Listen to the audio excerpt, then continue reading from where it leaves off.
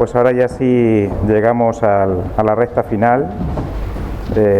Después de este maratón de sesiones, comunidades autónomas, técnicas, etcétera, etcétera, hemos intentado, bueno, ver qué podemos mejorar, ¿no? Cuál es la opinión de lo que tenemos que hacer, y no hemos querido contar solo con la opinión del hemodinamista, sino también con la opinión de nuestros compañeros de camino en esto del código infarto, como son los que nos traen los pacientes, afortunadamente no, el sistema de emergencias, cada comunidad se llama de una forma diferente, y con los intensivistas, ¿no? O sea, el antes y el después, ¿no? La angioplastia primaria creo sinceramente que no vale para nada, que son al cabo 30 minutos, si no lo hacen muy bien los de antes y no lo hacen muy bien los que van después. Y para ello contamos con Juan Valenciano, lo tenemos ayer. ¿Tienes tu presentación? Pues Ricardo, está aquí. Sí, pasa.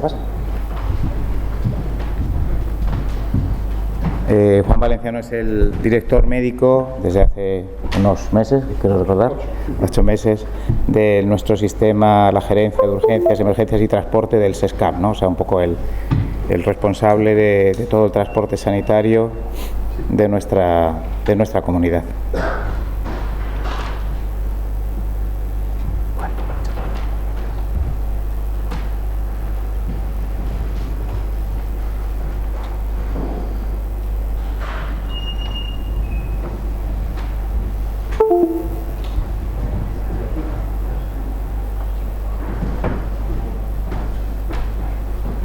Bueno, buenas tardes a todos.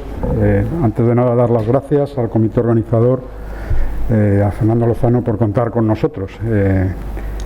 Como ha dicho él, creemos ser una parte importante en la cadena asistencial del tratamiento del infarto, y para mí es un honor y al mismo tiempo una responsabilidad compartir con vosotros una pequeñita charla rodeado de tanta ciencia, ¿no? Eso es lo equiparable a aquel día en el que me invitaron a participar en un curso de soporte vital avanzado. Dije que sí al compañero y me dijo que iba a dar el módulo de arritmias. Le dije que encantado porque me gustaba mucho esa clase, y cuando llegué al lugar donde tenía que dar el curso resulta que todos los alumnos eran cardiólogos, ¿no? Entonces espero salir más o menos como salí en aquella ocasión del envite, ¿no? Pues como veis ahí, el título de la charla que me sugirieron era ¿qué hay que mejorar? Visión del 112 y de emergencias. He puesto esta diapositiva un poco para explicaros un poco cuál ha sido mi trayectoria. Yo me he movido siempre entre Madrid, el SUMA 112, y la gerencia de Castilla-La Mancha. Empecé mi carrera profesional en el SUMA y allí pues pasé por todos los estamentos que se pueden pasar, desde la unidad de atención domiciliaria hasta el centro coordinador. Estuve en el helicóptero, estuve en la UBI móvil y acabé como jefe de guardia, que es el equivalente en un hospital más o menos al jefe de hospital, ¿no? Hubo un periodo en el que me vine a Castilla-La Mancha cuando se instauró aquí el 061 allá por el año 99, y estuve trabajando durante 2 años en la UBI móvil de Toledo, en la primera UBI móvil que se instaló en Castilla-La Mancha, y luego me volví a Madrid, y desde hace 9 meses más o menos pues me ofrecieron la posibilidad de volverme a Castilla-La Mancha como director médico, y aquí estoy. Por eso he querido un poco documentar esta primera diapositiva con eso, ¿no? Antes de nada quería aclarar, sé que es bastante obvio, pero es que nos da un poquito de grima, no por nada. El 112 no es el equivalente a un servicio de emergencias médicos, ¿no? El 112, como sabéis, es una centralita de distribuidora de llamadas, y ahí confluyen pues todos los servicios de emergencia, bomberos, policías, etcétera, ¿no? Entonces hay bastante tendencia a confundir lo que es el 112 con el servicio de emergencias médicas, y el servicio de emergencias médicas pertenecemos al Sistema Nacional de Salud, a las consejerías de Sanidad, y el 112, sin embargo, en la mayoría o en todas las comunidades autónomas depende de otras consejerías, etcétera, ¿no? Luego no es lo mismo 112 que servicio de emergencias médicas, aunque bueno, cuando todo el mundo dice llegamos a los domicilios, dice ya está aquí el 112, ¿no? Y luego, por otro lado, evidentemente no es sinónimo código infarto de angioplastia. Sabemos que existen también por ahí los fibrinolíticos, y entonces al estar en un foro de angioplastia pues me parecía también oportuno hacer esta aclaración, desde luego muy obvia, ¿no? Por lo tanto, A mí me hubiera gustado, y por eso he puesto la diapositiva, que la charla se llamara mejor ¿qué hay que mejorar en los códigos infarto? Porque yo vengo a hablar un poco de los códigos infarto. Nosotros evidentemente no hacemos angioplastias, hacemos alguna fibrinolisis y desde luego visión de los servicios de emergencia médica más allá del 112, ¿no? Afortunadamente, y esto es la buena noticia y conocida por todos, existen códigos infartos ya en todas las comunidades autónomas, ¿no? Y esto es un avance importante desde mediados de los años 2000, 2006, 2007 que empezaron hasta la actualidad. En todas las comunidades autónomas ya hay códigos infartos. Luego el primer paso desde luego está dado y vosotros como receptores de los pacientes seguro que lo habréis notado, ¿no? Y esa es la buena noticia. Y a partir de ahí, pues vamos a decir 2 o 3 cosillas. Nosotros estamos verdaderamente muy satisfechos con el programa. Yo creo que ha supuesto un avance para los pacientes y para todos y estamos realmente muy satisfechos. Y luego, pues yo comentaré un par de cosillas que me parece que se pueden mejorar o dar alguna sugerencia y un poco una visión de futuro de hacia dónde vamos, sobre todo los servicios de emergencia, para que lo tengáis en cuenta también, ¿no? Desde luego, los servicios de emergencia empezaron y el primero que los definió fue el doctor David Boyd, un norteamericano allá por el año 1982, que fue un poco un visionario de lo que debía ser un sistema integral de urgencias y lo publicó en la revista y en ese mismo artículo ya definía qué componentes tenía que tener, ¿no? Y a partir de ahí pues empezaron a desarrollar los sistemas y los servicios de emergencia médica, ¿no? Y en principio surgieron pues para darle tratamiento, fijaros, ahí os lo pongo, sobre todo al síndrome coronario agudo, al trauma y a los ictus, ¿no? Es decir, nosotros surgimos sobre todo pues, porque había muchos pacientes que morían antes de llegar al hospital, que habían sufrido un infarto, pues un accidente de tráfico o un ictus, ¿no? Entonces el origen nuestro, en cierto modo, está muy relacionado desde luego con los infartos, ¿no? En España, pues como hoy vamos con un cierto retraso, pues no es hasta el principio de los años 90 cuando empiezan a desarrollarse estos servicios de emergencia médico, ¿no? Y es cuando empiezan a instaurarse paulatinamente en todas las comunidades autónomas y por ejemplo aquí en Castilla-La Mancha, pues hasta el año 99 pues no se instaura el 061, ¿no? Paulatinamente se van desarrollando, ¿no?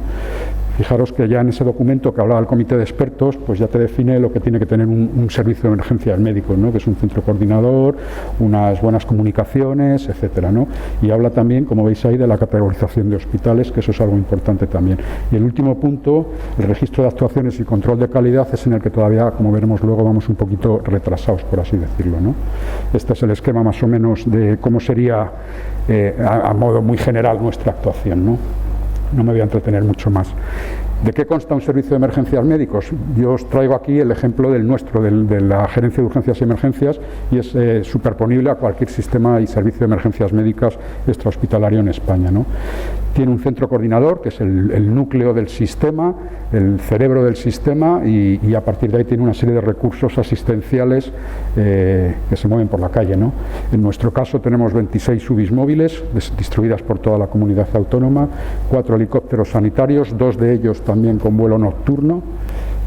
Y para poder utilizar estos helicópteros de manera segura contamos con 239 helisuperficies, tenemos 4 unidades distribuidas por toda la región de soportes vitales avanzados de enfermería, y este es un dispositivo relativamente nuevo que luego comentaré algo de él, ambulancias de soporte vital básico, diverso material para atender a catástrofes, etcétera, ¿no? En cuanto a recursos humanos, pues veis que pues no estamos mal, ¿no? Hay 175 médicos, 185 enfermeras, 16 administrativos y 5 informáticos. Los técnicos en emergencias que van en las ambulancias y en las UBIs móviles son subcontratados con las empresas de ambulancia, ¿no? Luego no son personal propio de la gerencia. En otras comunidades, como en Madrid, por ejemplo, sí pertenecen a la gerencia, ¿no? Y esta es un poco nuestra actividad, casi 200.000 movilizaciones al año en recursos, ¿no? Y con un presupuesto, como veis, aproximado de unos 126 millones de euros al año, ¿no? O sea que gastamos bastante porque tenemos muchos gastos y muchas cosas en las que invertir dinero, ¿no?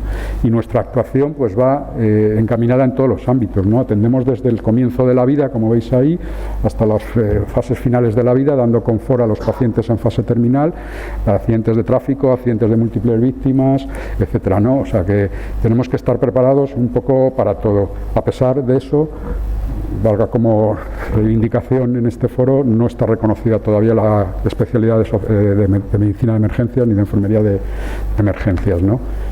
Con lo que luego comentaremos lleva consigo, ¿no? Pues fijaros, os voy a comentar una única amenaza, la más gorda desde luego que tienen los servicios de emergencia médicas, no solamente el nuestro, los de todas las comunidades autónomas, y es que el médico de los servicios de emergencia médicas está en peligro de extinción. Y esto es así, y por eso os comentaba antes que van surgiendo nuevos dispositivos como los soportes de enfermería, etcétera, ¿no? Para que os hagáis una idea, en amarillo esto es nuestro personal médico en la provincia de Ciudad Real, ¿vale? No he querido poner nombres, simplemente os pongo ahí fechas de nacimiento y edades. Los que vienen subrayados en amarillo son personal médico que tienen más de 60 años, ¿no? O sea, de aquí a 3, 4, 5 años como mucho, el 70 al 80% de los médicos de las UBIs móviles de la provincia de Ciudad Real se nos jubilan. Y no tenemos banquillo, no tenemos cantera. Estamos ahora intentando conseguir que los médicos que acaban su residencia en medicina de familia y en otras especialidades pues empiecen a considerar la posibilidad de trabajar en nuestros servicios, pero es complicado y por eso os digo que al no existir la especialidad es muy complicado, ¿no? Paralelo al concepto de servicio integral de urgencia surge el concepto también de continuidad asistencial, ¿no? Y juntando los dos conceptos, atención integral a las urgencias y la continuidad asistencial, son un poco el pilar y la base en la que surgen los códigos de emergencia, ¿no? Que tratan de integrar estos dos conceptos, continuidad asistencial, como veis ahí, y sistema integral de urgencias, ¿no? Si nos metemos ya en el código infarto, ¿de dónde vienen los pacientes? ¿Dónde acuden los pacientes, ¿no? Pues hay 4 posibilidades, como veis ahí. O bien el paciente acude por sus medios a un centro de salud, a atención primaria, o bien nos llama directamente a nosotros para que vayamos al domicilio o a la vía pública, o bien acude por sus medios a un hospital que no tiene posibilidad de hacer angioplastia, ¿no? Y el cuarto caso pues es aquellos pacientes que acuden al hospital que tienen angioplastia. En 3 de los 4 supuestos, desde luego la participación de los servicios de emergencia extrahospitalarios es clave, ¿no? Por eso, en muchos códigos infartos se define un código infarto extrahospitalario que correspondería a estos 3 puntos, y un código infarto intrahospitalario, que son aquellos pacientes que han llegado por sus medios o una vez que nosotros los hemos trasladado al hospital que tiene angioplastia, ¿no? Y la principal carga de trabajo en estos casos, por lo que supone de coordinación, recae en el Centro Coordinador de Urgencias, ¿no? Como veis ahí, el Centro Coordinador de Urgencias es un dispositivo multidisciplinar donde trabajan enfermeros, médicos, trabajan lo que llamamos aquí operadores de respuesta sanitaria, operadores de demanda, es decir, diversas categorías profesionales, y lo importante ahí, como siempre, es el trabajo en equipo. Pero me interesa resaltar que en el Centro Coordinador hay médicos con capacidad, médicos normalmente suelen ser los que más experiencia tienen, muchos de ellos han estado bastante tiempo en las UBIs móviles y son médicos con sobrada experiencia, ¿no? Bueno, pues estas son un poco en el código infarto extrahospitalario las fases por las que pasan, ¿no? En primer lugar, una alerta, y ahí hay que tener cuidado, sobre todo en los centros coordinadores, de detectar precozmente todos los pacientes susceptibles de estar sufriendo un infarto, ¿no? Por lo tanto, habrá que entrenar bien a nuestros profesionales y a los profesionales del centro coordinador en este tipo de análisis, ¿no? Para que no se nos pase ninguno por alto, ¿no? Movilizar un recurso, que vaya un médico que confirme el diagnóstico, decida la estrategia de reperfusión y se ponga en contacto otra vez con el centro coordinador para elegir el centro útil y comunicarlo al hemodinamista, ¿no? Como veis ahí, el centro coordinador pues es la piedra angular de todo de ellos. Os decía antes que los servicios de emergencia extrahospitalarios estamos bastante retrasados en el tema de los registros, ¿no? A mí me ha costado trabajo encontrar algunos datos, pero bueno, estos datos a grosso modo nos pueden hacer ver un poco nuestra carga en cuanto se refiere a los códigos infartos desde que se instauraron en la Comunidad de Castilla-La Mancha, ¿no? Allá por el año 2013 hasta el año 2021, en concreto hasta el 10 de junio del 2021, pues hemos activado un total de 3.733 corecanes, ¿no? Que en realidad no sé si son muchos o son pocos. A mí me parece que están bastante bien, ¿no? Y según el origen, pues como veis ahí, prácticamente un tercio se han activado desde atención primaria, es decir, el paciente ha acudido a un centro de salud o bien el médico del centro de salud ha acudido a su domicilio y ha detectado un infarto y ha activado el código infarto, ¿no? Otro tercio aproximadamente son pacientes que han llamado al 112 y desde allí se les ha mandado una unidad y ha detectado el infarto, ¿no? Y otro tercio de pacientes han acudido a un hospital sin posibilidad de angioplastia primaria, ¿no? Aquí yo saco una conclusión que me estremece un poquito, ¿no? Parece que los ciudadanos, por lo que quiera que sea, no llaman al 112 todo lo que deberían llamar, ¿no? Quizá por la dispersión geográfica en la Comunidad de Madrid, por la cercanía a lo mejor al centro de salud o porque en determinadas ciudades hay hospitales, aunque sean de menor nivel, la gente prefiere acudir a los centros sanitarios que llamar al 112, ¿no? Y eso es una cosa que tendremos que hacernos mirar nosotros, pues porque evidentemente en estas situaciones cuanto menos se mueva el paciente, pues mucho mejor, ¿no? Y con respecto al título de la ponencia, aspectos de mejora, pues teniendo en cuenta que el tiempo, como bien sabéis vosotros, es corazón, pues básicamente lo que hay que hacer en nuestro caso es intentar mejorar todos los tiempos en todos los procesos en los que nosotros intervenimos, ¿no?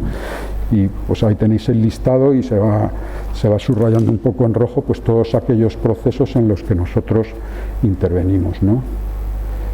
Entonces, nuestro reto es mejorar tiempos. Nosotros, en función de los avances científicos que nos vayáis trasladando, pues intentaremos hacer mejor las cosas, pero eso ya os lo dejamos a vosotros. Si hay que aplicar fibrinolítico, no hay que aplicarlo, si tal o si cual, ¿no? Nosotros, nuestra misión es, ante la alerta de un código infarto, pues, y ese es nuestro reto, que el paciente llegue al hospital con angioplastia y a la sala de hemodinámica lo antes posible, ¿no?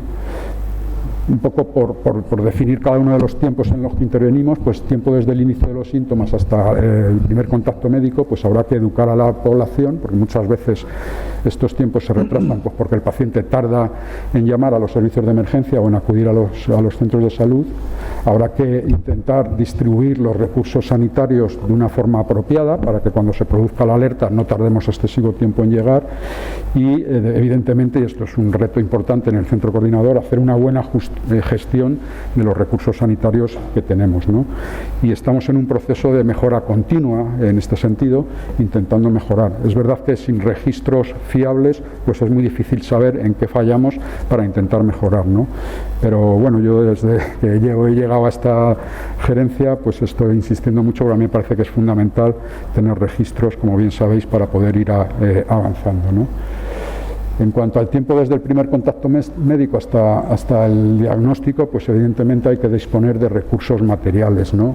En muchos centros de salud, en muchos compañeros de atención primaria, sí tienen un electrocardiógrafo en el centro de salud, pero como les movilices a un domicilio por un dolor torácico, pues porque a lo mejor la UI nuestra va desde lejos, resulta que no tienen un electrocardiógrafo portátil, con lo cual pues eso supone también un retraso, desde luego, en el diagnóstico de sospecha de un código infarto, ¿no? También habrá que hacer formación de los profesionales sanitarios, pues evidentemente los compañeros, sobre todo de atención primaria, pues quizá no tienen toda la práctica para tratar este tipo de situaciones y quizá necesiten una formación mayor pues que a lo mejor los médicos de emergencia y por supuesto los médicos de hospital, ¿no?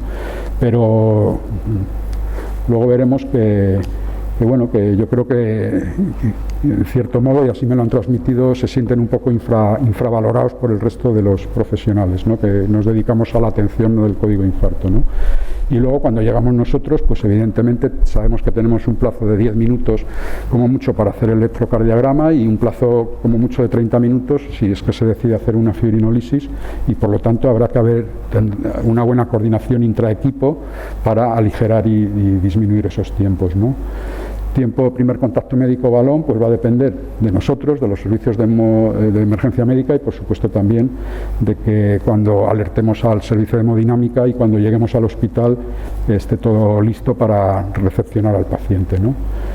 El tiempo desde el primer contacto médico hasta la puerta del hospital evidentemente depende práctica y exclusivamente de nosotros y es un reto, como digo, intentar mejorar estos tiempos, ¿no? Tiempo, primer contacto médico-aguja, pues depende si el paciente ha recurrido en primer lugar a nosotros, pues dependerá sobre todo de nosotros, y si ha acudido a un hospital sin posibilidad de ACTP, pues dependerá también del hospital, ¿no? Igual que el tiempo DIDO, ¿no? Entonces, como en cualquier código, es importante definir unos criterios de calidad, y ahí os traigo varios ejemplos. Este es el Código Infarto de Madrid, donde se definen qué criterios de calidad para intentar ir mejorando día tras día y año tras año en la atención del código infarto, ¿no? En definitiva, si pretendemos mejorar los resultados, cada vez captar más pacientes candidatos, pues habrá que mejorar tiempos, ¿no? Y eso se puede conseguir con más recursos, aunque sabemos que los recursos son limitados y es difícil. Nosotros ahora estamos en pleno proceso de pliego para el transporte sanitario, y nos han dicho que no podemos contar con más UBIs móviles, y que gracias, que sigamos con las que tenemos, ¿no? Mejor distribución de los recursos. Esto también muchas veces no depende solo de nosotros. A mí a lo mejor me hubiera gustado cambiar una ambulancia, un soporte de un sitio a otro, pero hay otra serie de intereses que se nos escapan, ¿no? Y desde luego lo que sí depende de nosotros, sobre todo el centro coordinador, es una mejor gestión de los recursos, ¿no? Y en lo que atañe a nosotros y vosotros, pues desde luego mejorar la coordinación entre los niveles, ¿no? Habrá que intentar mejorar la activación. En términos generales, según me han manifestado compañeros de distintos centros coordinadores, de distintos servicios de emergencia, pues hay una buena comunicación y una buena activación de los códigos infartos, pero también es verdad que en determinados momentos puede haber situaciones que pueden llevar incluso al conflicto, ¿no? Y todo lo que suponga pues conflicto supone retraso, sin lugar a dudas. Mejorar las transferencias cuando llegamos a los hospitales, es decir, que los hemodinamistas, que vosotros estéis preparados cuando lleguemos con el paciente. Esto la mayoría de las veces también es así, y de hecho cuando llegamos a la sala de hemodinámica el proceso es muy rápido. En ocasiones pues tenemos que dejar a los pacientes en el box vital, y eso evidentemente retrasa los tiempos. Y una cosa que me gustaría incidir es que hubiera un mayor feedback, ¿no? Nosotros lamentablemente, no solamente en los infartos, en cualquier tipo de patología, llevamos a los pacientes a los hospitales y les perdemos la pista. No sabemos qué ha sido de ellos, si nuestra actuación ha sido correcta, ha sido incorrecta, si podemos mejorarla o no podemos mejorarla. No tenemos herramientas en realidad para saber si lo hemos hecho bien, lo hemos hecho mal, y poder mejorar, ¿no? Entonces, de alguna manera, yo creo que esto también se podría conseguir con los registros, y que pudiéramos acceder a los mismos. Esto se podría mejorar. Antiguamente, pues con una llamada para preguntar por un paciente que hayamos ingresado, pues teníamos una respuesta, pero cada vez es más dificultoso, y yo lo entiendo, porque por la Ley de Protección de Datos no se dan datos telefónicos de los pacientes. Ni vosotros nos los dais a nosotros, ni a nosotros cuando llaman al centro coordinador damos este tipo de datos, ¿no? O sea que es algo absolutamente entendible. Y como veis ahí, pues se podría mejorar implementando registros. Para terminar, un par de sugerencias. Al estudiar los distintos códigos infartos en las distintas comunidades, sí me he dado cuenta que existen diferencias en los criterios de inclusión, ¿no? Hay algunos, como veis ahí, este es el Corecan, donde son más laxos y aceptan más, son menos incisivos, y otros, sin embargo, donde los criterios de inclusión son más amplios, y en el Código Infarto de Madrid también, ¿no? Entonces yo creo que también sería bueno, no sé, como sugerencia, que ustedes hemodinamistas se pongan de acuerdo y fijen los mismos criterios para todas las comunidades autónomas. Eso yo creo que sería algo importante, ¿no? Fijaros que en algunos códigos infartos hablan y hacen distinción entre sexos, en otros entre edades, en otros entre milímetros de elevación del ST, y sería bueno, yo creo, tener una uniformidad en este sentido, ¿no? Y luego algo que también me ha llamado la atención es la definición de lo que es primer contacto médico. En algunos códigos infartos se considera que el primer contacto médico es el primer médico que llega al lado del paciente y tiene capacidad para hacer un electro, y en otros códigos infartos pues no se considera primer contacto médico hasta que no llega un médico con un fibrinolítico, que es el que puede decidir en ese momento si se le va a poner el fibrinolítico o si es candidato a angioplastia, ¿no? Yo creo que también habría que unificar, porque si no unificamos, al final no se está midiendo lo mismo, ¿no? Yo creo que cualquier médico con capacidad de decidir, quiero decir, de diagnosticar un infarto, debe ser considerado primer contacto médico. Y mirad lo que os digo, que a lo mejor a mí, como director médico de un servicio de emergencias, que puede suponer un retraso desde que me llama el médico de atención primaria hasta que llega mi UBI móvil, podría ser beneficioso que no se empezara a contar tiempos hasta que no llega mi UBI móvil, ¿no? Porque suponen retrasos a veces de media hora, 40 minutos, hasta que llegamos nosotros, ¿no? Pero yo creo que sobre todo los médicos de atención primaria deben tener un poquito más peso también en los códigos infartos. ¿Por qué? Pues fijaros, haciendo un análisis también en el año 2019 de los códigos infartos activados que han resultado falso positivos, pues fijaros que no hay una diferencia muy significativa en función de si lo ha activado un médico de atención primaria, un médico de nuestra UBI móvil o incluso un médico del hospital, ¿no? Ha habido un porcentaje de falsos positivos equivalente en todos los casos. Luego, nuestros médicos de atención primaria yo creo que están capacitados para poder diagnosticar y activar códigos infartos. Y por último ya, y un poco uniendo lo que os decía, de que somos una especie en extinción los médicos de los servicios de emergencia, quizá hay que potenciar la electromedicina, ¿no? Como os decía, en nuestros centros coordinadores hay médicos con experiencia y que pueden, ¿por qué no?, ser capaces de diagnosticar un infarto. Tenemos unidades en la calle que son soportes vitales avanzados que van con enfermería especialmente formada para este tipo de recursos.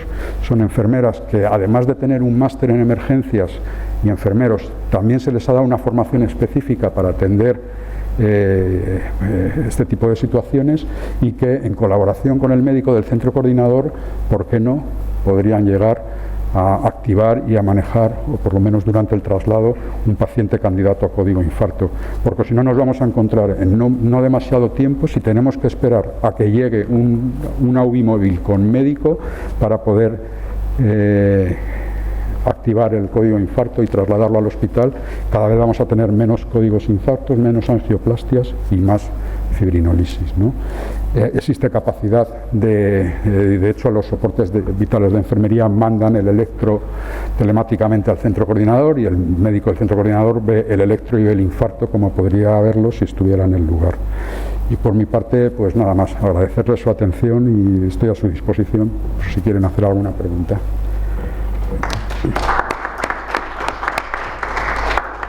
Más y todas las preguntas nos hemos dado un poquito de debate al final.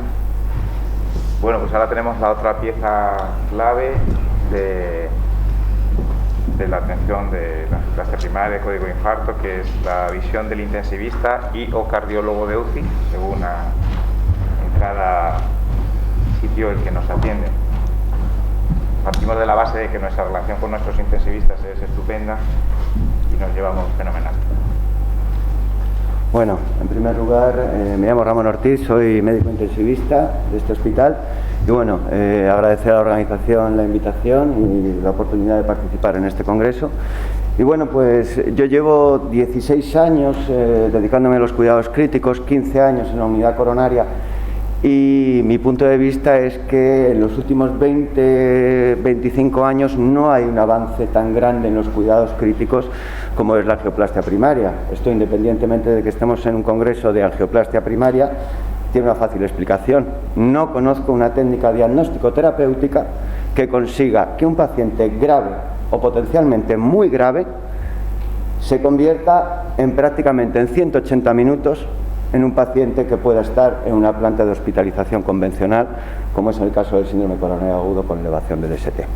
¿Esto significa que la fibrinolisis no vale para nada? En absoluto. La fibrinolisis sabemos que es efectiva en un 80% de los casos. Ha salvado muchísimas vidas. De hecho, este hospital es pionero en una circunstancia que es la fibrinolisis extrahospitalaria. A nivel español y a nivel europeo, prácticamente creo que Bruselas, cuando en Bélgica se instauró al mismo tiempo, y con unos resultados magníficos. El problema que sabemos que, a pesar de que es efectiva en un 80% de los casos, en un 50-60% de los casos no conseguimos un flujo TIMI-3. Eso puede tener repercusión a la larga en el paciente. Y además no tratamos la lesión de forma definitiva que ha causado el evento trombótico, ¿no? Claro, cuando lo comparamos con una técnica donde vamos localmente, directamente a por la lesión, bajo visión directa, la tratamos y solucionamos el evento trombótico, pues parece claro que los resultados pues van a favor de la angioplastia primaria, ¿no? Evitando la reoclusión que podría dar lugar el tratamiento fibrinolítico. Todavía tiene cabida, cuando sobre todo no somos capaces de respetar el tiempo para la revascularización de ese vaso, pues la fibrinolisis, como digo. Yo tuve la mala suerte de vivir, por un lado, la época pre-angioplastia primaria y el ingresar a un síndrome coronario agudo con elevación del ST era un reto. Era, a pesar de que el diagnóstico electrocardiográfico está bien establecido, la correlación con los síntomas, pues bueno, hay veces que no está tan claro. Sabemos que los infartos posteriores muchas veces tienen un electrocardiograma no tan representativo, tenemos bloqueos de rama, tenemos pacientes con dispositivos que enmascaran la repolarización del corazón, ¿no? Hay dolores torácicos muy intensos que en algún momento pueden simular un síndrome aórtico agudo que puede tener características electrocardiográficas similares a la cardiopatía isquémica, y tú te dispones a fibrinolizar a ese paciente en un momento en el que la ecocardiografía no estaba tan en auge ni estaba tan disponible como en el momento actual. Lo mismo ocurría con el angiotac. Entonces no era fácil, por supuesto, tenías que esperar que el paciente reperfundiera, había anginas posinfarto, había pericarditis posinfarto, había bradiarritmias asociadas a la fibrinolisis, había arritmias ventriculares que hacían dudar de que el paciente hubiera reperfundido o no. Pues aquello era tremendo, ¿no? El síndrome coronario agudo con elevación del ST. Y gracias a la angioplastia primaria, pues todo esto a nosotros, desde luego, en la unidad coronaria nos ha facilitado muchísimo el trabajo y desde luego ha disminuido la intensidad con la que vivíamos este síndrome, ¿no?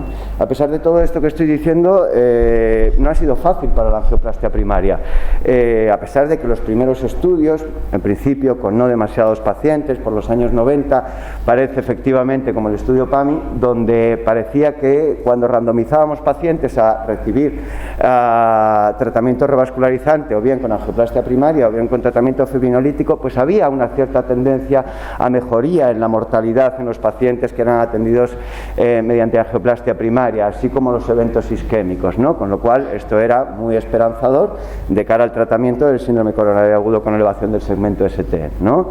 Pues bueno, se animaron a hacer estudios un poquito más ambiciosos con un mayor número de pacientes. Este en concreto tenía pues casi 400 enfermos, hay alguno muy similar, con una corte de pacientes más o menos igual, y llegamos al esperado y decepcionante estudio GUSTO 2B, en el que con casi 1.400 pacientes se randomizó a recibir tratamiento revascularizante con angioplastia primaria o bien con fibrinolisis. Y sorprendentemente en este estudio, pues donde se analizaba la mortalidad a los 30 días, como veis, el resultado no iba a favor de la angioplastia primaria. El evento combinado típico de los estudios de cardiopatía isquémica, de mortalidad cardiovascular, infarto, etcétera, sí parecía que a los 30 días iba un poquito a favor de la angioplastia, pero curiosamente a los 6 meses desapareció este efecto beneficioso, sobre todo en relación con una tasa de reoclusión muy grande que había por aquel entonces. ¿Cuál era la explicación de esto? Los primeros estudios que se hicieron inicialmente eran centros muy especializados, muy concienciados y muy sensibilizados con la cardiopatía isquémica, donde estaba perfectamente protocolizado este tratamiento, ¿no? Con lo cual los tiempos que se manejaban eran muy cortitos y difíciles de extrapolar al resto de la población y el resto de hospitales que había en otras partes del mundo, porque no estaba bien establecido lo que luego veremos, el código infarto. Además de eso, en esos pequeños primeros estudios, el llamado paciente complejo, que era el paciente con enfermedad multivaso, con tronco o paciente mayor, según llegaban a esos hospitales, eran revascularizados de forma urgente quirúrgicamente, algo que prácticamente no se hace en ningún hospital, ¿no? Pues ese era el motivo por el que fallaron un poco. Había algo de retraso también en la revascularización percutánea, fundamentalmente con un intento de estabilizar a esos pacientes antes de pasarlos a la sala de hemodinámica. Hemos visto que eso pues prácticamente es perder el tiempo. Hay que estabilizar al paciente mientras estás en todo ese recorrido y en todo ese circuito para disminuir lo que es el tiempo de isquemia, ¿no? Fundamentalmente. Esto se acabó con el código infarto. Esto se acabó en el momento que la gente se sensibilizó, se conciencia, se protocolizó de la importancia de los tiempos a la hora del diagnóstico, del tratamiento y demás, pues con los códigos infartos a nivel mundial, nosotros a nivel de Castilla-La Mancha, que era una UBI, la nuestra de Ciudad Real, en la que el 100% de la cardiopatía isquémica era fibrinolizada, ha pasado a ser el 100% de ser revascularizada prácticamente percutáneamente, pues todos estos tiempos y todos estos pequeños detalles que iban en contra de la revascularización primaria en estos pequeños estudios, pues cambiaron a favor de la angioplastia primaria, ¿no? Luego nos fuimos a los tiempos, el famoso tiempo puerta-balón, ¿no? Diagnóstico electrocardiográfico y revascularización del paciente. Pues esto es un registro, no se pueden hacer estudios randomizados comparando el tiempo de tratamiento de unos pacientes con respecto a otros, eso no es éticamente posible, con lo cual nos tenemos que basar en estudios observacionales. Y en este New England, con casi 95.000 pacientes, pues nos llevamos otro palo. Parecía que efectivamente en términos de mortalidad no se veía afectada cuando elegíamos la angioplastia primaria con los acortamientos de los tiempos, ¿no? Ni siquiera en determinadas cortes de pacientes muy graves, ¿no? Como podía ser los pacientes mayores, como podía ser el infarto anterior, como podía ser el shock cardiogénico. Tan solo en los pacientes que llegaban en un tiempo inferior a 90 minutos desde el primer contacto electrocardiográfico diagnosticado, por así decirlo, eran los pacientes que se veían que había una cierta tendencia a mejoría en la mortalidad, ¿no? Pero en líneas generales no fue así la conclusión general de un gran registro con respecto al tiempo puerta-balón. ¿Por qué esto? Pues porque el infarto no es solo tiempo puerta-balón, el tiempo de isquemia empieza cuando empiezan los síntomas, ¿no? Con lo cual ese retraso del propio paciente o de determinados contactos médicos y demás que hacen el retraso hasta el diagnóstico electrocardiográfico influye mucho en el pronóstico de estos pacientes, con lo cual estos resultados podían verse perfectamente alterados. A lo largo de estos años fueron saliendo multitud de estudios randomizados con muchos pacientes analizando pues todos los objetivos que nos planteábamos comparando la angioplastia primaria con el tratamiento de reperfusión mediante un tratamiento fibrinolítico, y todos iban a favor de la angioplastia primaria, ¿no? En los distintos aspectos que se estudian, tanto a medio como a largo, como a corto plazo, los beneficios de la angioplastia primaria pues quedaban demostrados, incluso en términos de mortalidad, que tan difícil es demostrar la mortalidad debido a la heterogeneidad de los pacientes a día de hoy en los diferentes estudios, ¿no? Otro aspecto importante, la estancia hospitalaria. La estancia hospitalaria para nosotros este año, fundamentalmente de pandemia, ha sido fundamental en las unidades de críticos, en la que prácticamente la totalidad de las unidades coronarias de España se ha convertido en UCIs COVID, ¿no? Bueno, pues estos pacientes, nosotros gracias a la angioplastia primaria y a la repercusión precoz, podíamos hacer un intercambio de pacientes muy importante sin que estuviera en peligro la salud de los propios enfermos por un tratamiento de revascularización precoz, con lo cual nos permitía en un corto periodo de tiempo tratar el síndrome coronario agudo y dejar esa planta de monitorización continua para el tratamiento de los pacientes COVID que hemos ingresado durante todo este año. Este es un registro también interesante de pacientes de riesgo, porque son pacientes mayores, donde analizaron la posibilidad de una alta hospitalaria muy precoz o tardía, ¿no? Y bueno, pues los objetivos de valorar pues, diferentes aspectos como la mortalidad, como los eventos isquémicos, como otros aspectos como la hemorragia, se vio que cuando el paciente está revascularizado percutáneamente puede ser dado de alta de forma precoz. Aquí hay que tener cuidado, ¿no? Porque sabemos y somos conscientes, sobre todo en los últimos años, que ha habido varianzas en la economía y en diversos aspectos, y cuando aparece la calidad como factor fundamental para gestionar y tratar el ámbito sanitario, tenemos que tener cuidado con el intento de ser eficaces y no debemos olvidar poner en riesgo la salud de los propios pacientes, ¿no? El infarto ya sabemos que va rodeado de una serie de posibles o potenciales complicaciones, como puede ser pues las arritmias perinfarto, las complicaciones mecánicas, la insuficiencia cardíaca. Ningún sentido tiene dar altas precoces si luego vas a reingresar continuamente a estos enfermos que además sufren un empeoramiento de su pronóstico con estos reingresos, ¿no? Pero nos ha permitido ver que pues prácticamente cuando nosotros damos, estos son altas hospitalarias, no altas de unidad coronaria, que prácticamente cuando no ha habido complicaciones inherentes en la reperfusión primaria, pues se pueden permitir altas precoces, como digo, siempre manteniendo determinadas características, como es, por ejemplo, en la planta de hospitalización, asegurar una buena adherencia al tratamiento, intentar ver que no va a haber potenciales complicaciones y, pues, aspectos importantes de la cardiopatía isquémica, como es la rehabilitación, ¿no? Pues todo esto parece que con las altas precoces, con este tratamiento de reperfusión, es posible llevarlo a cabo y, de hecho, se está haciendo, ¿vale? Con respecto a las complicaciones mecánicas, como dije, yo tuve la mala suerte de vivir la época preangioplastia primaria, pero también tuve la buena suerte de vivir las complicaciones que a día de hoy son excepcionales, ¿no? Complicaciones terribles, las complicaciones mecánicas del síndrome coronario agudo con elevación del ST, como por ejemplo, pues la rotura de pared libre, pues todas estas que, no estando en un hospital con servicio de cirugía cardíaca, sabemos que la mortalidad está muy cercana al 100%. Pues después de la época de preangioplastia primaria, es que la rotura de la pared libre pasó del 6% al 1%, la rotura del septo un 0,2% es lo que nosotros vemos. La afectación de ventrículo derecho la seguimos viendo, el 35% de los infartos inferoposteriores tienen afectación de ventrículo derecho, pero ya no tiene nada que ver con lo que veíamos antes. Yo me acuerdo cuando llegaba un infarto de ventrículo derecho, te ponías en una mano la dobutamina con el volumen y en otro, si eras creyente, la Biblia, y si no, te podías encomendar lo que quisieras porque no sabías lo que iba a ocurrir ahí, ¿no?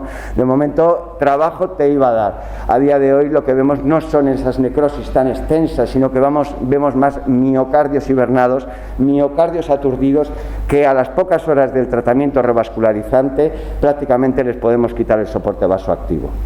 Hay que hacer salvedades, ¿no? Insuficiencia mitral isquémica, que tan de moda está ahora, ¿no? Pues nosotros es raro ver shock cardiogénicos o edemas agudos de pulmones refractarios a esta insuficiencia mitral isquémica que requieran un tratamiento inmediato, ya sea con mitraclip, sea con cirugía cardíaca, con lo que sea. Es raro que nosotros los veamos, y todo esto es por la angioplastia primaria. En la época de la fibrinólisis sí que la veíamos, ¿no? Ha habido una disminución muy importante de estas complicaciones mecánicas que enturbiaban a lo bestia el pronóstico del síndrome coronario agudo. Con respecto a qué podemos mejorar, la formación. Yo no veo a nada más que meterle mano a día de hoy desde el punto de vista de la unidad coronaria a la angioplastia primaria. Podemos hablar del shock cardiogénico, pero desde la propia angioplastia primaria yo lo único que veo es que tenemos que reforzar la formación continuada de todos los profesionales implicados en el tratamiento de esto. Y no solo de los profesionales, porque ya hemos visto que lo único importante no es el tiempo puerta-balón, es también el tiempo de isquemia desde que aparecen los síntomas, con lo cual hacer programas, jornadas, congresos de concienciación, de sensibilización, tanto a los médicos, que muchas veces es complicado. Los médicos de atención primaria bastante tienen ellos, ¿no? Viéndose 80 pacientes por la mañana, como para estar perfectamente puesto en la integración de la electrocardiografía, los síntomas, el tratamiento antitrombótico, etcétera. Y sobre todo, ocurre una cosa: yo de los 16 años que llevo en esto, uno de ellos no estuve en unidad coronaria, y cuando dejas de manejar un síndrome se te olvida absolutamente todo. O sea, tú puedes tener unos cientos conceptos, puedes estudiar, puedes repasar, pero cuando tú no manejas habitualmente una determinada patología, por desgracia se olvida, ¿vale? Con lo cual es muy importante conseguir y continuar con una formación, con una concienciación, una sensibilización muy importante de la cardiopatía isquémica, que al fin y al cabo es, si no la principal causa de mortalidad de los pacientes con los tumores, para evitar a corto plazo las complicaciones intraunidad coronaria, a medio plazo en la propia planta, y a largo plazo evitar la insuficiencia cardíaca con necrosis extensas, que al final es de lo que se mueren estos pacientes, ¿no? Pues esa era un poquito mi visión de la angioplastia primaria. Muchas gracias.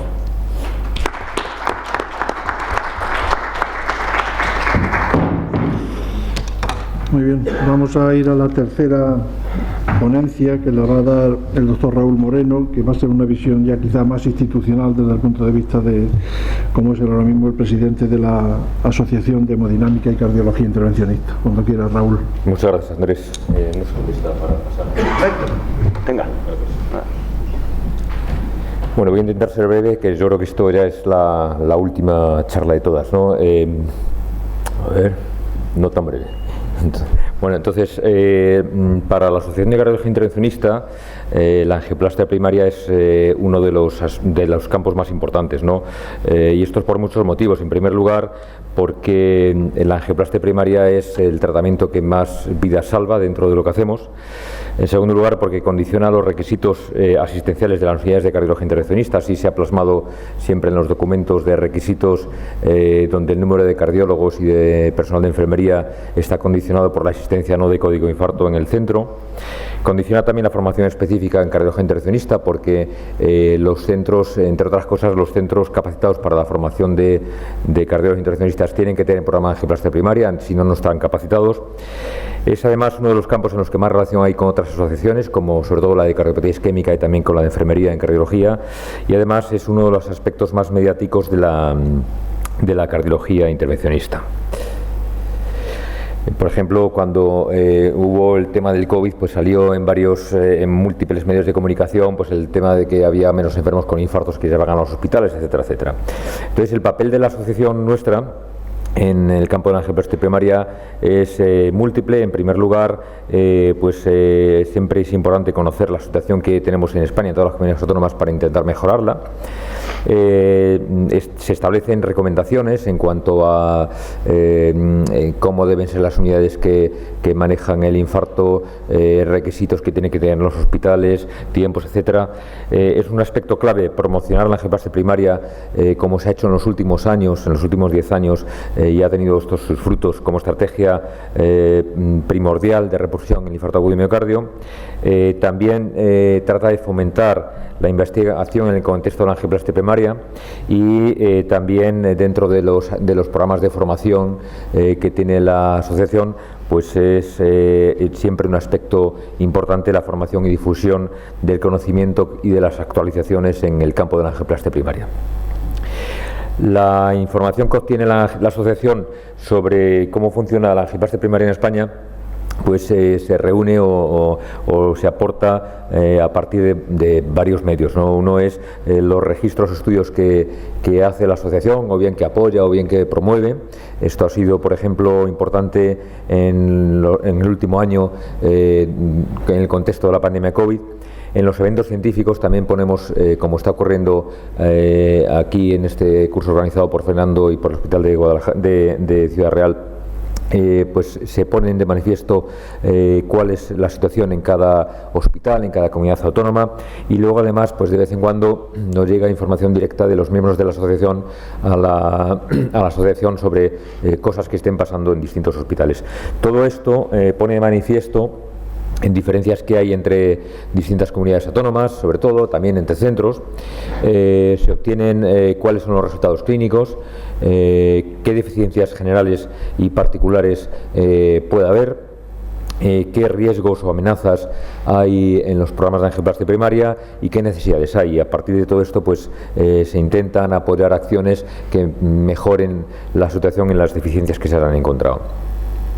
De esta manera, pues aparte de soporte directo a nivel individual, a nivel de aspectos, sobre todo a nivel de información en distintos centros, también se intentan promover proyectos científicos para obtener la información. El registro de actividad anual siempre tiene como uno de los campos más importantes o más interesantes qué actividades hay en el infarto agudo de miocardio.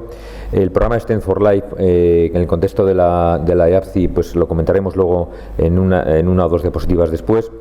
Se han establecido documentos de posicionamiento, como uno que mostró ayer Ángel Zequier sobre qué situación hay en la angioplastia primaria, eventos científicos, campañas publicitarias. El año pasado se realizó una mini campaña coincidiendo con el COVID en distintos medios de comunicación para intentar concienciar a la población de la importancia de acudir al sistema sanitario cuando hay un dolor torácico. Y por último, pues se creó hace 4 años el grupo de trabajo de código infarto con la idea, como ya expusieron ayer Oriol, sobre todo Oriol Rodríguez, para conocer qué situación había en cuanto al tratamiento del infarto en España. En el aspecto concreto del programa STEM for Life, este programa se creó en septiembre de 2008 por la IAFCI a nivel europeo, al cual se adhirió en aquel momento la sección de hemodinámica en España, y este programa del STEM for Life surgió sobre todo porque había información de que había una baja utilización de la angioplastia primaria cuando ya había una evidencia sobrada, y además había una heterogeneidad muy importante entre distintos países, y el objetivo fue, pues sobre todo estos 3 puntos: aumentar la implantación de la angioplastia primaria, establecer programas de tratamiento durante las 24 horas del día del infarto agudo de miocardio, y alcanzar la angioplastia primaria en más del 70% de los pacientes con infarto y elevación del ST. Esta es la situación que había antes del programa STEM for Life. Había, pues en España había una tasa, era de los países con tasa más baja de angioplastia primaria por millón de habitantes, y luego además un aspecto que esto también tiene que ver con el SUMA y otros sistemas de emergencia extrahospitalaria. La tasa de enfermos que eran inicialmente atendidos por unidades de emergencia extrahospitalaria en España se encontraba de las más bajas de la Comunidad Europea. Esta es la situación en España por comunidades autónomas. No había programa de código infarto en la mayor parte de las comunidades autónomas, y además había una gran heterogeneidad en la aplicación de la angioplastia primaria, como se ve, por ejemplo, en esta figura, donde había unas comunidades autónomas donde la utilización de angioplastia primaria era muy baja y había otras donde ya era muy alta por aquel entonces. Ahora esto ha cambiado bastante, no he incluido los datos del 2020, estos son los del 2019, y bueno, pues esta figura ya es muy diferente a la que había hace 10-12 años, porque ya, aunque sigue habiendo diferencias entre comunidades autónomas, pues estas diferencias son mucho menos marcadas.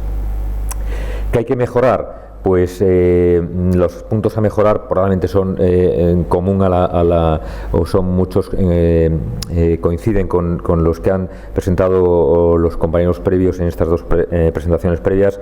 Uno tiene que ver con las redes de transporte y también con los tiempos. Las redes de transporte sanitario, hay cosas donde no pueden llegar, ¿no? O sea, hay una dispersión importante de la población, pues, pero aún así siempre hay margen de mejora. Como ya se ha puesto de manifiesto en los datos que tenemos del código infarto y se presentaron ayer, ¿no? Hay, en algunas comunidades autónomas todavía los tiempos son bastante más prolongados de lo que debería ser.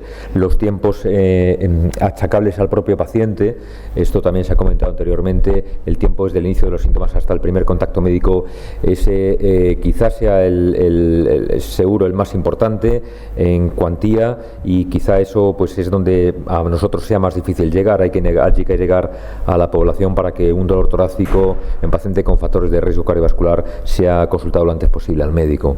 Es muy importante desde nuestro punto de vista de la asociación el riesgo que tiene la sostenibilidad de los programas de angioplastia primaria.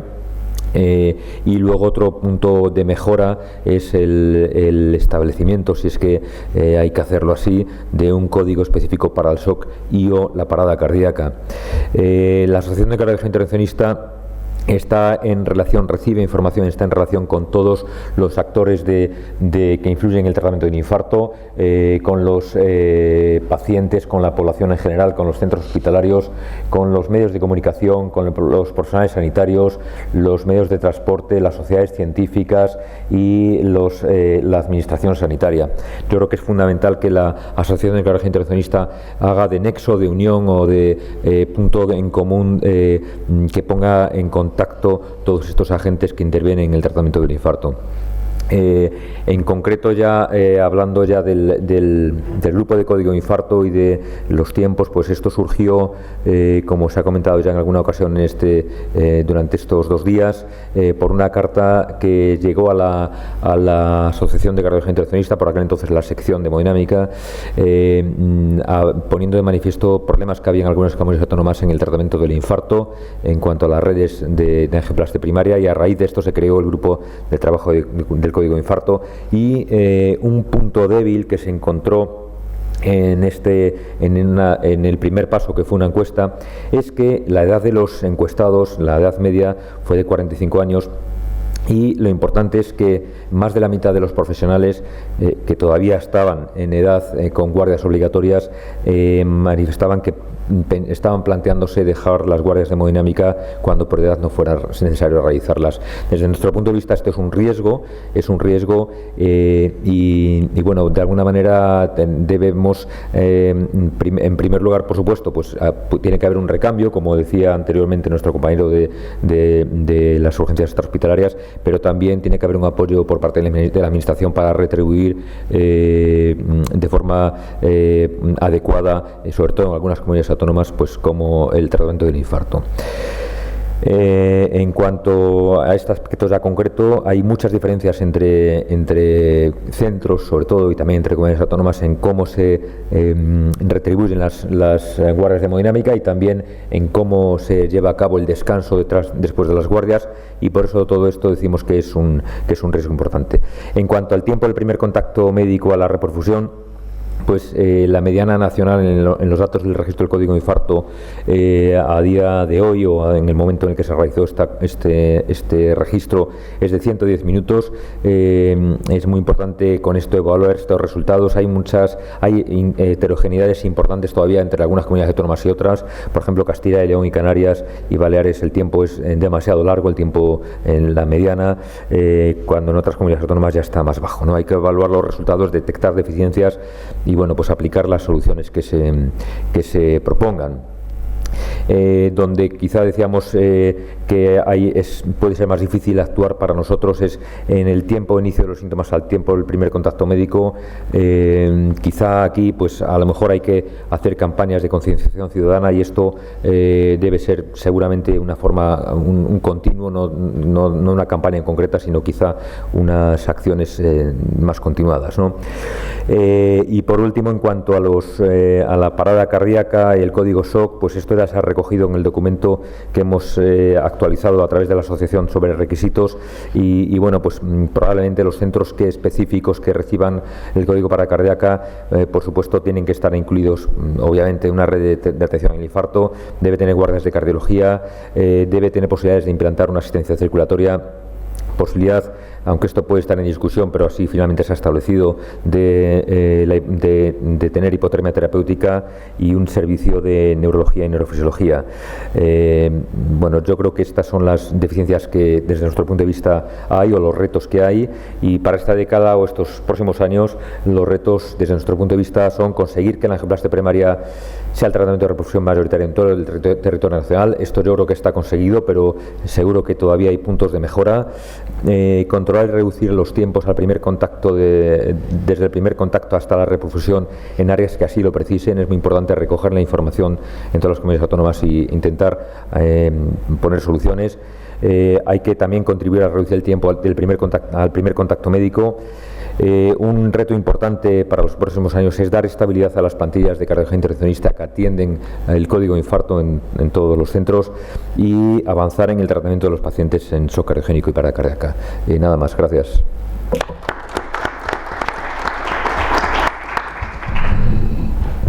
¿Hay alguna pregunta en los supervivientes a estas intensas jornadas? Mientras las hay, yo quisiera hacer algunos comentarios a cada uno de los ponentes. Por orden de intervención al doctor Valenciano, yo creo que es importantísimo reducir el tiempo de isquemia y reperfusión a costa fundamentalmente de reducir el tiempo de inicio síntomas primer contacto. Y eso es crítico, y ahí creo que el 061 puede tener un papel. Digo 061 porque en Galicia le llamamos al 061, que es una manera que decidimos para diferenciar precisamente lo que son los otros servicios del 112 específicamente.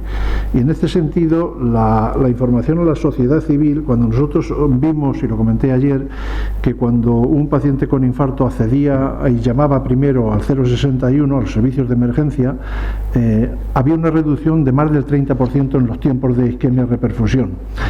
Y de hecho le propusimos a la consejería que hacer campañas para decir: llame usted primero al 061, es decir, sepa que cuando tiene síntomas de un infarto lo primero que tiene que hacer es llamar al 061. Y se negaron, nos dijeron: ¿cómo vamos a hacer eso? Vamos a saturar, vamos a colapsar el 061.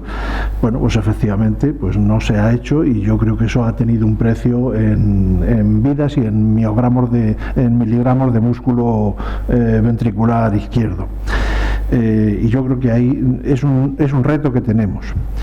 El segundo comentario que quería hacer es la importancia de los registros. Bueno, nosotros también propusimos hacer un registro, y además propusimos desde el 2005 que empezamos el Código Infarto en Galicia tener un registro, y además propusimos que el registro estuviese centralizado en el 061, que era un nexo común, y que luego que cada uno rellenase su pestaña de datos. Y también se negaron, y hemos tardado hasta el 2013 en tener un registro. Afortunadamente ahora lo tenemos. Y yo sugeriría también que el 061 apoyase este tipo de iniciativas, que en el fondo solo aportan datos que nos permiten mejorar, ¿sabes? Y bueno, es lo que yo te pediría. Y luego quizá yo tengo una duda respecto a lo de cuál va a ser la evolución del personal médico en estos servicios tan especializados. Yo no estoy convencido de que eso dependa de que haya una especialidad que se llame medicina de urgencias. Yo creo que la gente elige el trabajo pues por otras razones, por la remuneración, por las condiciones y el tipo de trabajo, por la motivación, y yo sí creo que los propios responsables de estas estructuras y la administración tenéis que hacer un esfuerzo por incentivar a la gente y convencerlos de que esto es un buen trabajo, remunerarlos adecuadamente, y desde luego pues que vean que hay un futuro ahí, programar ese relevo generacional que tiene que ser así. Bueno, pues estoy de acuerdo contigo. Si yo pudiera pagarles, pero no depende tampoco de mí, ¿no? No, pero puedes presionar para que se les pague más. O sea, te puedo garantizar que desde que yo estoy aquí ya hemos tenido varias reuniones planteando el problema que tenemos. En concreto en Castilla-La Mancha, la diferencia entre lo que ganan nuestros médicos con los que ganan el resto de los médicos del SESCAM, y que así es imposible competir. No te voy a decir con el resto de las comunidades vecinas, con lo que gana un médico en el SUMA en Madrid o en Murcia, que son los que más ganan, por cierto. Hay algún murciano por aquí, le doy la enhorabuena, y es complicado todo esto, ¿no? Yo lo que te puedo decir es que yo he llegado aquí y el gerente 2 meses antes que yo, y nos hemos encontrado este problema, que pensábamos que iba a ser un problema que podríamos abordar en 3 o 4 años, pero es que ya hay algunos compañeros que están pidiendo la prejubilación, ¿no? Entonces es muy difícil esto improvisarlo. Que sepáis que hemos ido ya a las facultades de medicina, están empezando a rotar alumnos de medicina, por lo menos para que conozcan nuestros servicios. Por supuesto, residentes también de familia, en su oferta formativa tienen que rotar con nosotros, pero se les ha ofrecido la posibilidad de que roten más. Existe la posibilidad, también estamos en negociaciones, por así decirlo, de poner y hacer un máster en emergencias en Castilla-La Mancha. Es decir, nos estamos intentando mover, pero el problema se nos viene encima ya. Y el tema de la especialidad es que al final, bueno, es algo evidentemente que lleva muchísimos años discutiéndose, pero al final nosotros no somos obstetras y atendemos partos, no somos cardiólogos y atendemos infartos, no somos traumatólogos y atendemos pacientes traumáticos, no somos intensivistas y atendemos pacientes que tienen paradas, etcétera. O sea, tenemos un campo de actuación tan amplio que estoy seguro que un intensivista, con perdón, le pones a atender un parto y quizá tuviera más más dificultades que nosotros. Por no hablar ya de las nuevas terapias y de los traslados tan específicos muchas veces que hay, con ECMOs y con etcétera, o ahora ya pues lo que se está poniendo muy de moda también es la cesárea perimortem, y también tenemos que aprender a hacer cesáreas en mujeres embarazadas en parada. Es decir, tenemos un amplio abanico de posibilidades y de situaciones y además pues eso, que pasas de atender un parto a las 2 horas a atender una parada cardíaca. Entonces yo creo que sí tenemos un campo de actuación lo suficientemente amplio y específico como para que exista esa especialidad, que por otro lado, al final, el que apruebe el MIR y elija la especialidad es porque quiere trabajar con nosotros. Nosotros nos surtimos principalmente de médicos que hacen familia y que al final pues al transcurso de la residencia pues rotan con nosotros, les llama la atención, acaban formándose haciendo un máster que tienen que pagarse de su bolsillo y acaban con nosotros, pero menos del 10% de los médicos que hacen familia acaban con nosotros, ¿no? Bueno, yo creo que es un tema muy en discusión, y lo que sí estoy de acuerdo es que se necesita una capacitación específica. Yo iba a hacer otro comentario, que es lo que has comentado del tema de la implicación de la enfermería en las unidades avanzadas. Es que España precisamente es un país muy diferencial en eso frente a otros países. Hay mucho médico metido en las ambulancias, en estas unidades móviles, y en otros países no hay tantos. Pero tampoco va a ser fácil, porque el colectivo de enfermería es muy deficitario también en este momento. Es decir, a lo mejor dentro de 3 años es suficiente, pero ahora hay verdaderos problemas para encontrar profesionales de enfermería también, ¿eh? Bueno, yo te puedo decir la experiencia que traigo del SUMA y la que hay aquí en Castilla-La Mancha. De momento enfermería hay, pero estoy convencido, y lo saben también los directores de enfermería, que acabarán también muriendo de éxito. Es decir, cuando intentas utilizar la enfermería y expandirla tanto, pues al final acabarán también faltando enfermeros, ¿no? Y al final, es que esto lo inventaron los americanos, y los americanos funcionan con paramédicos, muy a nuestro pesar, o sea, que es tirar piedras contra nuestro tejado. Y yo creo que la evolución de esto, y de aquí a 15, 20 o 25 años, es que en las ambulancias que van por la calle pues habrá paramédicos bien formados como los americanos. No sé si habéis tenido posibilidad alguna vez, yo sí he tenido posibilidad de hablar con ellos y de incluso estar con ellos, y claro, la formación que tiene ahí un paramédico de nivel superior es el equivalente a una diplomatura en enfermería aquí.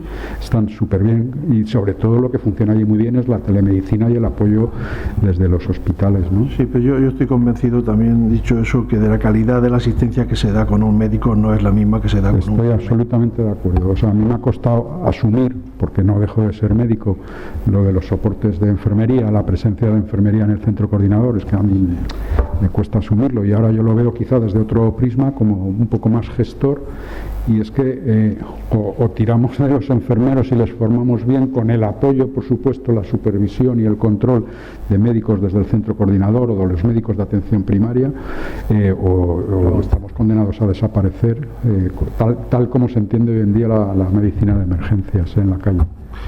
Yo quería un poco, bueno, Juan ha estado solo al final de la reunión, pero ha sido, yo creo que de las 17 comunidades han sido 13 o 12, no sabría decir bien, las que se quejan de que falta un sistema de registro que no sé, es muy necesario, incluidos nosotros, por cierto, ¿no? Entonces, por un poco, no sé muy bien, porque yo creo que hace 7 años sí que conseguimos cosas en esta reunión, ¿no? Hubo 2 o 3 comunidades que de pronto metieron la cabeza para estar justo en la última reunión, ¿no? Y meter 3 días antes de la reunión, yo ya tengo código infarto, ¿no? Yo creo que se sacaron conclusiones importantes. Como decía Raúl, eso está conseguido, ¿no? Yo creo que le ponemos ya el ticket de conseguido, ya están las 17 comunidades, pero ahora falta mucha mejora, ¿no? Entonces, no sé si sería útil, bueno, a ti te lanzo el guante de lo del registro, ya te lo decía el otro día por correo, porque todos, es curioso, ¿verdad? Han sido 14 o 15 comunidades las que han dicho, no tengo un registro, no sé nada, no sé mis datos, sin mis datos no puedo mejorar, etcétera, etcétera, no había una continuidad. No sé muy bien también si sería útil, Raúl, no sé qué opinas, que fuera la propia asociación de cardiología intervencionista la que una por una mandara una carta a las 17 consejerías diciendo, señores, pues como conclusiones de esta reunión hemos visto estos ámbitos de mejora y este está en su tejado, ¿no? Porque realmente es, me parece muy buena idea la idea de Andrés, porque de hecho así estaba montado el registro, ¿verdad, Nacho? Era el 112, en vuestro caso era la gerencia de emergencias la que centralizó ese registro, porque es verdad que el 80, el 90% de los pacientes pasan por vosotros, ¿no? Entonces, bueno, no sé si sería útil golpear a la administración concienciación desde abajo por vuestra parte, desde arriba por nuestra parte, en fin, y hacerlo un poco, sacudir conciencia en ese sentido, porque creo que es importantísimo. No se puede mejorar lo que ya está funcionando si no es a base de saber lo que estás haciendo y de formación, ¿no? Porque igual tuvimos una racha buena, ¿te acuerdas, Nacho, de formación, de cursos todos los años, etcétera, etcétera, y eso murió. El otro día el Chechu, el compañero de Albacete, se quejaba de que el feedback que tú mismo decías entre nosotros y vosotros, ¿no? Que debería haber, prácticamente ha muerto, porque con los entrevistas no tenemos ese problema. Si hacemos algo mal, al día siguiente nos pegan el cogote y viceversa, pero con vosotros es verdad que también nos falta ese feedback, ¿no? Es decir, oye, que he hecho mal. Antes teníamos un sistema que era muy cutre por correo electrónico, es decir, oye, ayer hubo un traslado que fue un desastre, y a veces vosotros decíais, oye, que ayer el intensivista, el hemodinamista se negó a hacer una angioplastia primaria por esto y por lo otro, ¿no? Entonces, bueno, yo creo que esos canales de comunicación son absolutamente necesarios. No sé en qué forma os parece. Sí, el tema de los registros, varias comunidades autónomas tienen registros, cada una con sus deficiencias, claro, el problema es hacer un registro común. Seguro que un registro común eso creo que es implanteable. Pero el que todos vean sus registros. Yo no creo que eso sea imposible, y de hecho cuando veníamos para acá después del café le comentaba a Raúl, bueno, es que desde la Sociedad Española de Cardiología el programa SEC Excelente, en los diferentes procesos o procedimientos que se tabularon, es que la Asociación de Cardiología Intervencionista tiene tres procedimientos, que es el TAVI, que es el MitraClip, la insuficiencia mitral, y que es la angioplastia primaria, hechos los procedimientos, hechas las bases de datos que se encargaron precisamente para tener un registro único con datos propiedad de la Sociedad Española de Cardiología y por tanto propiedad de la asociación y capitalizado por la asociación, y yo creo que eso es una de las tareas pendientes que tiene la asociación. Sí, o sea, eso lo importantísimo para unificar todos los criterios. Sí, lo hemos hablado antes y tienes razón, pero hay que ser realista también, porque el registro TAVI de la sección, que no tiene nada que ver con lo de SEC Excelente y tal, pero eso la mitad de los pacientes no se incluyen, ¿no? Entonces yo no sé si la TAVI es una cosa programada y hay problemas para incluirlo, si un registro a nivel nacional del infarto, qué grado de éxito tendría, ¿no? Es la asociación la que tiene que liderar eso, si no lo lidera es imposible. Pero a las malas que haya 17 buenos registros. Sí, eso sí. No ahora hay 3, yo claro, creo 3 o 4 buenos registros y los demás carecemos de datos. En Cataluña, en Galicia, en Madrid, no sé si alguna más. Oye, me vais a permitir también que manifieste mi alegría por compartir una mesa con el doctor Ramón Ortiz, porque me trae viejos recuerdos de las jornadas. ¿Cuántas jornadas nos compartimos con tu padre de las reuniones de la Castellana? O sea que es un placer estar contigo, Ramón. Y en ese sentido yo soy un convencido de la colaboración y de la multidisciplinaridad de unos especialistas y otros. Y probablemente el siguiente reto, como tú bien decías, ese es el shock. O sea, y yo creo que ese es el siguiente reto que nos tenemos que poner de trabajo conjunto. Sí. Yo en ese aspecto estoy convencido, no lo he querido comentar en las conclusiones porque hablaba de angioplastia primaria, no del shock. Yo creo que si siguiéramos la rigurosidad, la cronología, la protocolización que hemos seguido con el código de infarto, con el shock cardiogénico a nivel de monitorización hemodinámica, asistencia circulatoria, que cada uno haga, individualizando a cada paciente, lo que dice esa monitorización, cuándo hay que poner esa asistencia, los resultados en esos cardiogénicos serían mucho mejores que a día de hoy cada uno, con perdón, hace lo que le sale de las narices. Sin duda. Bueno, pues nos ponemos trabajo de... Yo, si me permitís, con el tema de los registros, un único apunte. Vengo de Madrid, en la Comunidad de Madrid sí hay registros como tales, y vengo aquí y para empezar os tengo que decir, por ejemplo, nosotros seguimos con el informe a mano, o sea, no tenemos posibilidad de hacer de momento todavía el informe clínico digitalizado, con lo cual el poder registrar tienes que ir papel por papel, informe por informe, y es imposible, ¿no? Es imposible.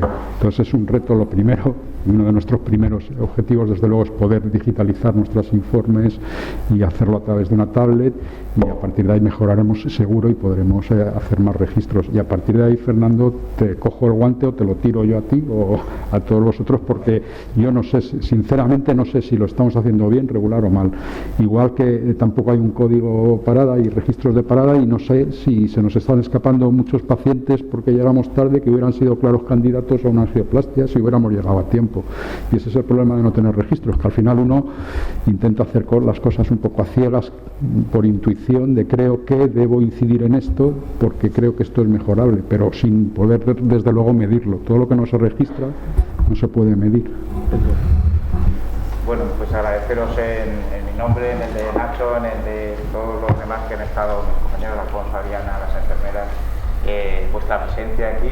Esperemos que dentro de 7 años o antes nos volvamos a ver y que recordemos que se consiguieron cosas después de estos 7 años, ¿no? Porque realmente hacer estas reuniones, si van a ser reuniones de salón en las que todos hablamos de lo bien que lo hacemos todo, pero que no tiene sentido, y todo esto tiene el sentido de la mejora continua por nuestros pacientes y por nuestra propia formación, seguro. O sea que daros las gracias a todos y esperamos pronto veros por aquí y a seguir vuestra casa. Gracias.